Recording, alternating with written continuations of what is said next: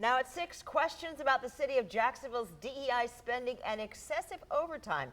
Thank you so much for joining us tonight. I'm Jeannie Blaylock. And I'm Anthony Austin. So those just 2 points highlighted in the Florida DOGE report that we just obtained today. This 5 months after Blaise Ngolia announced his team was auditing the city's finances. Investigative reporter Riley Phillips has been digging into the report. She joins us live now in the studio. And Riley, a lot of this report focused on what the CFO continues to be spending on DEI, diversity, equity, and inclusion.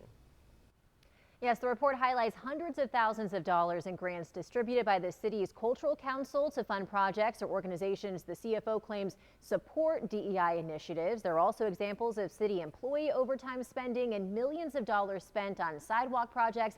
The mayor's office, though, says the report's findings are nothing new.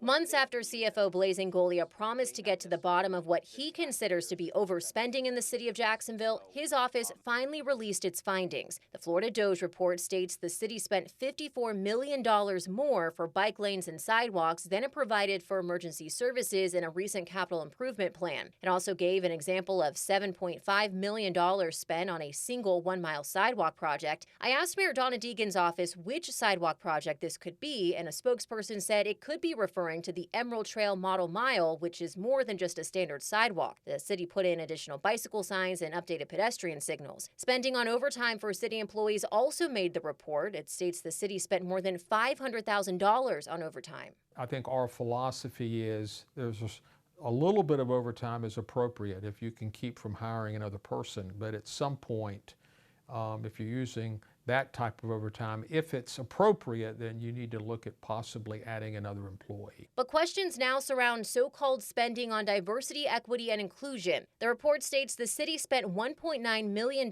in grants given out by the Cultural Council of Greater Jacksonville. The CFO and his team claim the money from these grants is going to organizations that support DEI initiatives. My concern is because it's one level outside of government, there's some DEI that's being funded that we don't have control over.